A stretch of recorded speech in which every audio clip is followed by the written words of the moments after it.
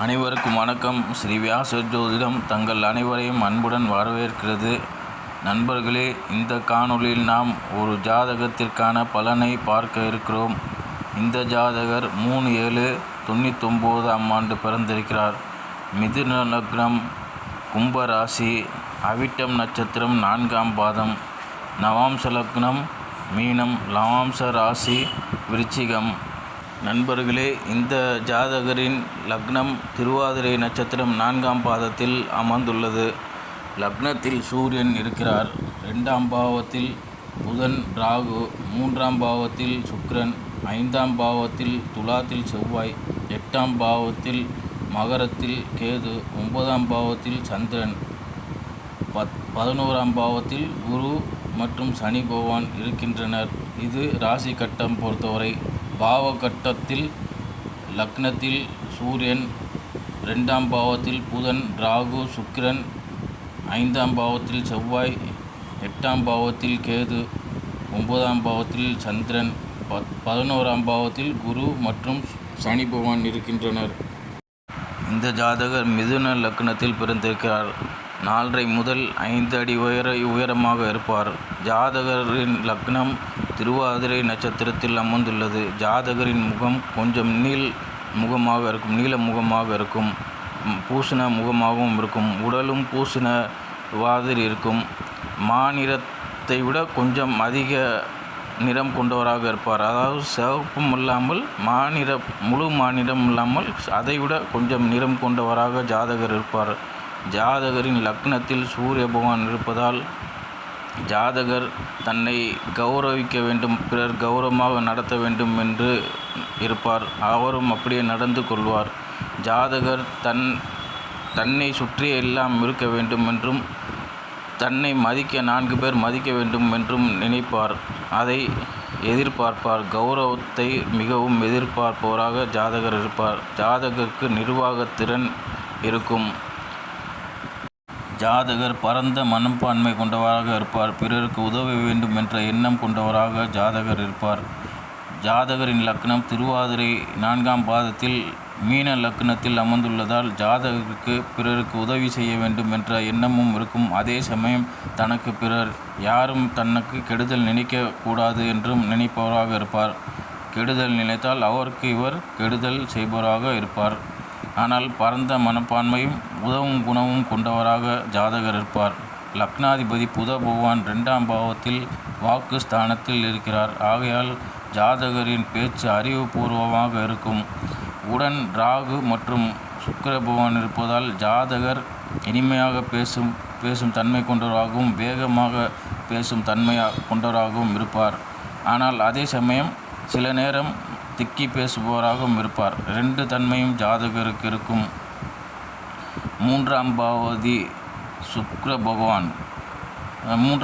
சூரிய பகவான் லக்னத்தில் இருப்பதால் ஜாதகருக்கு தன்னுடைய சகோதரர்கள் மூலம் ஆதாயம் அடைபவராக இருப்பார். ஜாதகரின் நண்பர்களாலும் ஜாதகர் ஆதாயம் அடைவார். ஜாதகருக்கு பயணம் செய்வதில் ஆர்வம் இருக்கும்.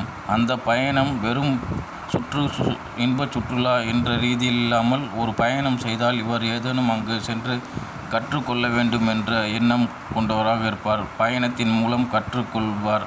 ஜாதகர் தைரியம் இருக்கும். துணிச்சல் கொண்டவராக ஜாதகர் இருப்பார்.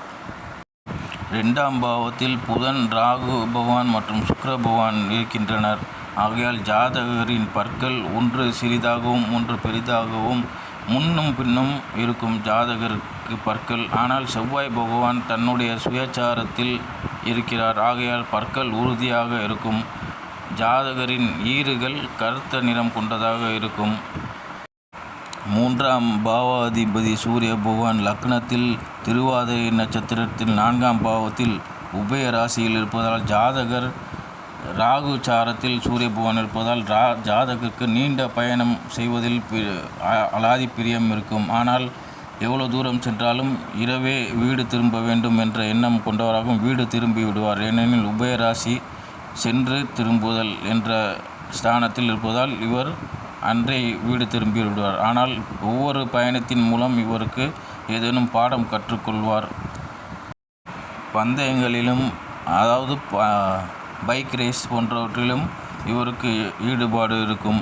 4ஆம் பாவதி புத பகவான் 2ஆம் பாவத்தில் இருப்பதால் ஜாதகருக்கு சொத்தின் மூலம் வருவாய் மற்றும் தாயார் மூலம் ஆதாயம் கிடைக்கும்.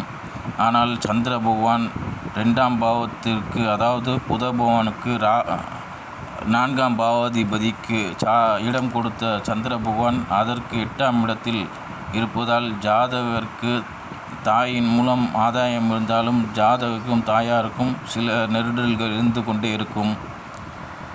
புத பகவான் சனி பகவானின் சாரத்தில் அமர்ந்துள்ளதால், அதாவது பூசம் சாரத்தில் அமர்ந்துள்ளதால் சனி பகவானுடன் நவாம்சத்திலும் இருக்கிறார். ஜாதகரின் சொத்து பழமையான சொத்தாக இருக்கும். ராகு பகவான் புத பகவானுடன் சேர்ந்திருப்பதால் அந்த பழமையான சொத்தின் முன்புறம் அகன்றும் பின்புறம் குறுகியும் இருக்கும். கொஞ்சம் சிதிலம் அடைந்த சொத்தாகவும் இருக்கும். ஆனால் அதன் மூலம் வருவாய் ஈட்டிக் கொண்டிருப்பார்.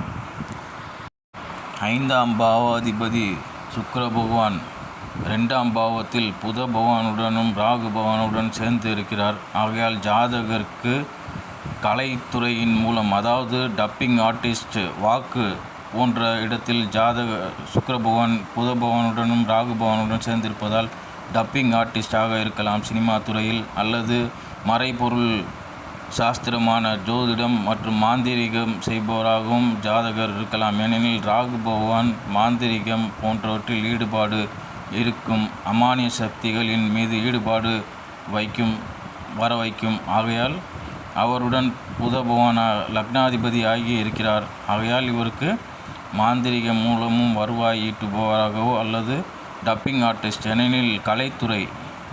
ஆகையால் சுக்கிர பகவான் கலை 5ஆம் ஸ்தானமும் கலைத்துறை. ஆகையால் அதன் மூலமும் இவர் வருவாய் ஈட்டுவராக இருக்கலாம். டப்பிங் ஆர்டிஸ்ட் அல்லது அரசியலும்.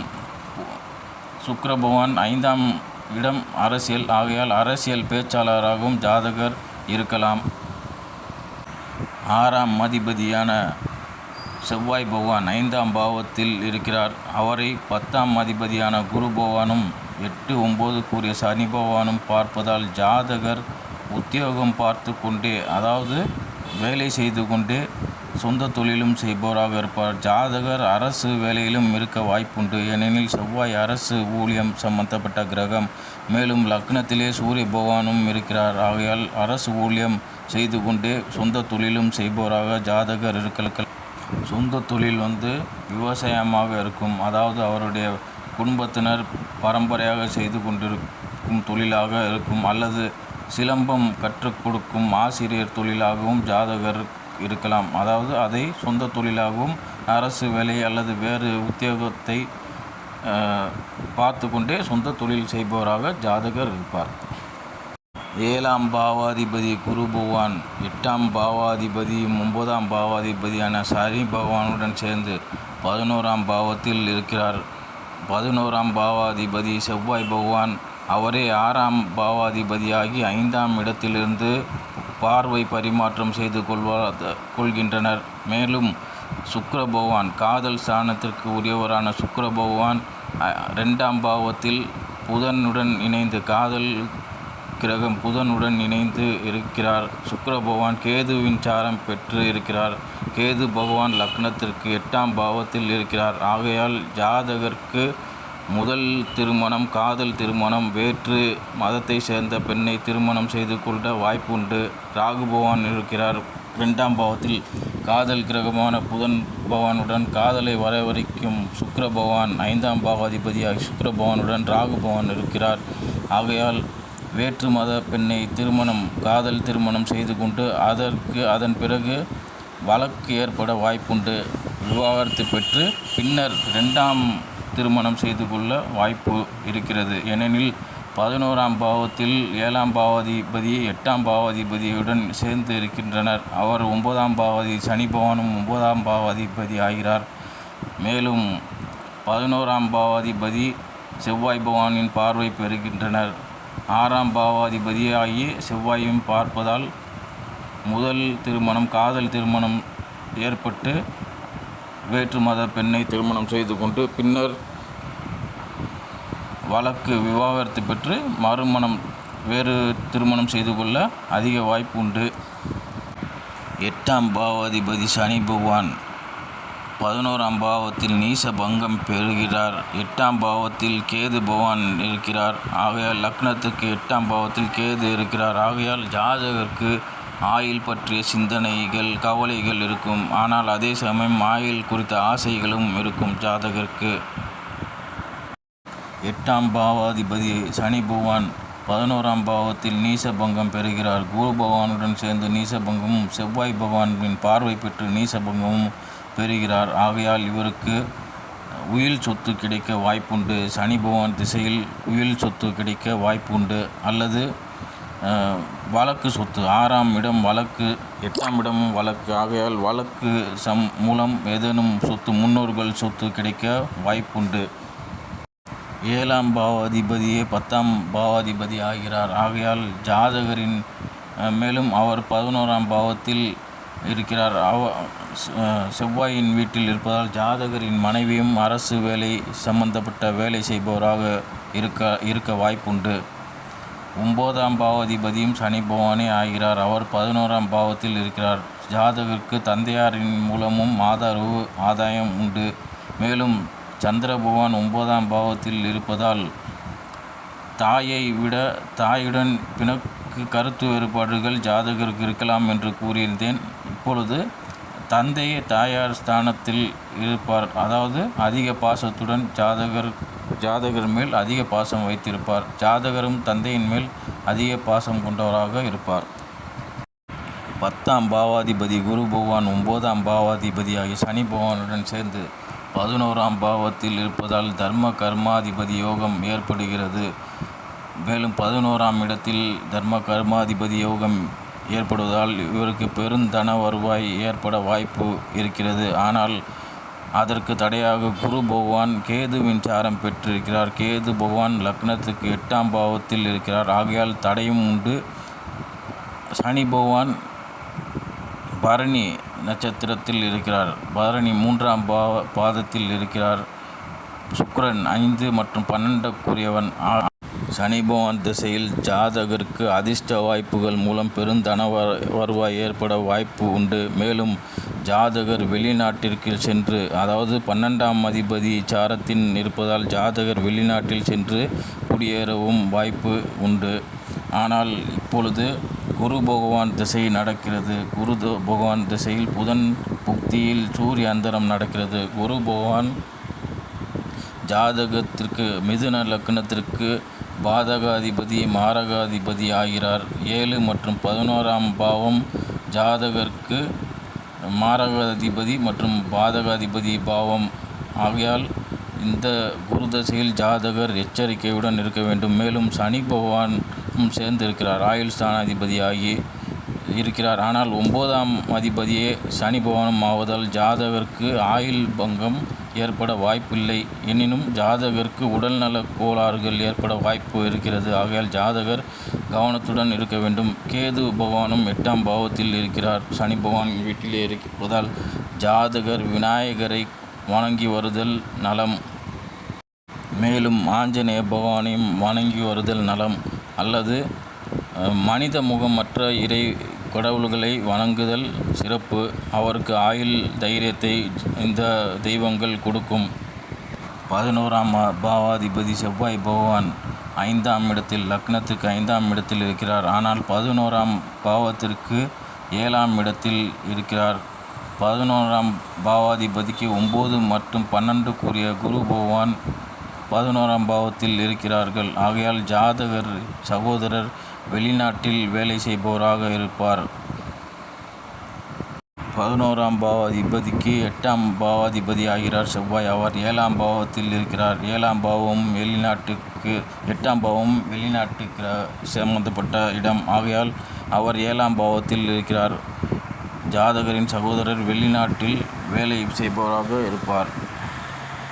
12ஆம் பாவாதிபதியாகிய சுக்கிர பகவான் விரயஸ்தானத்திற்கு அதிபதி ஆகிறார். அவர் கேதுவின் சாரம் பெற்றிருக்கிறார். கேது பகவான் லக்னத்துக்கு 8ஆம் இடத்தில் இருக்கிறார். ஜாதகருக்கு பணம் விரயம் செய்வதில், செலவு செய்வதில் கில்லாடியாக இருப்பார். ஆனால் அவர் கேதுவின் சாரம் பெற்று லக்னத்துக்கு 8ஆம் பாவத்தில் கேது பகவான் இருப்பதால் ஜாதகருக்கு விரயம் அந்த கேளிக்கைகளில் ஈடுபட்டு சுக்கிர பகவானே 5ஆம் அதிபதியாகிய கேளிக்கை ஸ்தானம் 5ஆம் இடம். அவர் கேதுவின் சாரம் பெற்று 12ஆம் அதிபதியுமாகி இருப்பதால் இவர் கேளிக்கைகளில் ஈடுபட்டு உடல் நலத்தை கெடுத்து கொள்ளவும் வாய்ப்புண்டு. ஆகையால் எச்சரிக்கையுடன் இருக்க வேண்டும். மேலும் தற்போது புதன் புக்தி நடக்கிறது. குரு பகவான் காதல் சம்பந்தப்பட்ட கிரகம் புத பகவான் சுக்கிர பகவான் காதல் ஸ்தானாதிபதியாகிய சுக்கிர பகவானுடன் இணைந்து இருப்பதால் ஜாதகருக்கு இக்காலத்தில் காதல் திருமணம் ஏற்பட வாய்ப்பு அதிகம் உண்டு. நான் முன்பே கூறியது போல் முதல் திருமணம் காதல் திருமணம் ஏற்பட்டு ராகு பகவான் இருப்பதால் வேற்று இனத்து பெண்ணை திருமணம் செய்து கொண்டு வழக்கு ஏற்பட்டு விவாகரத்து ஏற்பட்டு பின்னர் வேறு பெண்ணை திருமணம் செய்து கொள்வார். லக்னத்திற்கு 6ஆம் அதிபதியாகிய செவ்வாய் பகவான் 5ஆம் பாவத்தில் இருப்பதால் ஜாதகருக்கு குழந்தை பிறப்பு சம்பந்தப்பட்ட சிகிச்சையும் ஏற்பட வாய்ப்புண்டு. ஏனெனில் செவ்வாய் பகவான் 6ஆம் அதிபதி ரோகஸ்தானாதிபதியாகி 5ஆம் இடத்தில் இருப்பதால் குழந்தை பிறப்பு சம்பந்தப்பட்ட சிகிச்சையும் எடுக்க வேண்டி வரும். மேலும் சுக்கிர பகவான் 5ஆம் அதிபதியாகி சுக்கிர பகவான் கேதுவின் சாரம் பெற்று கேது பகவான் லக்னத்துக்கு 8ஆம் இடத்தில் இருப்பதால் ஜாதகருக்கு அந்த பிரச்சனை ஏற்பட வாய்ப்புண்டு. எனினும் ஜாதகருக்கு குழந்தை பாக்கியம் உண்டு. ஏனெனில் குரு பகவான் பார்க்கிறார் 10ஆம் அதிபதியாகிய பார்க்கிறார் 5ஆம் இடத்தை பார்க்கிறார். ஆகையால் ஜாதகருக்கு குழந்தை பாக்கியம் உண்டு. எனினும் ஜாதகர் வணங்க வேண்டிய தெய்வங்கள் விநாயகர் மற்றும் ஆஞ்சநேயர் மற்றும் மனித முகமல்லாத தெய்வங்களை விரும்பி வணங்குவதால் ஜாதகர் தன்னுடைய இடர்பாடுகளிலிருந்து மீண்டு வரலாம். சரி நண்பர்களே, இதுவரை நாம் ஒரு ஜாதகத்திற்கான பலனை பார்த்தோம். அடுத்து ஒரு காணொளியில் உங்களை வேறொரு தலைப்பில் சந்திக்கிறேன். நன்றி, வணக்கம்.